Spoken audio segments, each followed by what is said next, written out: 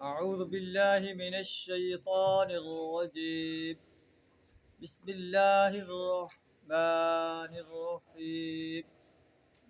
هو الذي بعث في الأميين رسولا منهم يتلو عليهم آياته ويزكيهم ويعلمهم الكتاب والحكمة وإن كانوا من قبل لفي ضلال مبين. صدق اللہ العظیم.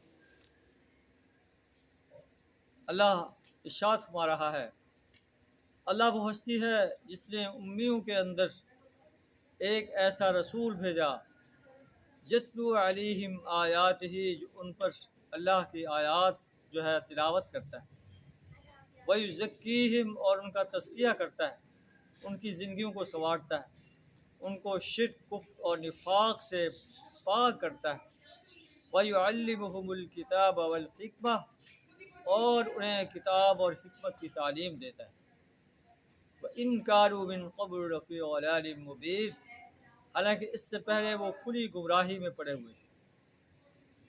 اور اس رسول کی بعثت ان دوسرے لوگوں کو بھی کے لیے بھی ہے جو ابھی لم یلحقوا بہم، جو ابھی ان سے ملے نہیں ہیں. وَهُوَ الْعَزِيزُ الْحَكِيمُ، اللہ بڑی عزیز ذات ہے، بڑی زبردست ذات ہے، بڑی حکمت والی ذات ہے. ذَلِكَ فَضْلُ اللَّهِ يُؤْتِيهِ مَن يَشَاءُ، یہ اللہ کا فضل ہے، اللہ جسے چاہتا ہے عطا فرماتا ہے. واللہ ذو الفضل العظیم، اللہ بڑے فضل والا ہے. تو نبی صلی اللہ علیہ وسلم کی بعثت انسانیت کے لیے ایک بہت بڑی نعمت، کہ وہ شرک، کفر اور نفاق کے اندھیروں میں بھٹک رہے تھے. اللہ نے اپنے رسول صلی اللہ علیہ وسلم کو بھیجا کہ ان پر قرآن کی آیات تلاوت کرے، ان کا تزکیہ کرے، انہیں کتاب و حکمت کی تعلیم دے.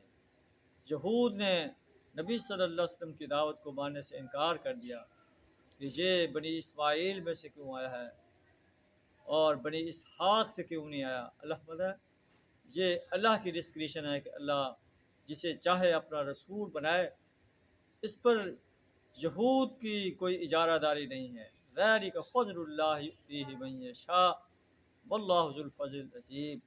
اللہ سبحانہ وتعالی ہمیں پیارے نبی صلی اللہ علیہ وسلم کی زندگی کے ہر شعبے میں اتباع کرنے کی توفیق عطا فرمائے. وآخر دعوانا الحمد للہ رب العالمین.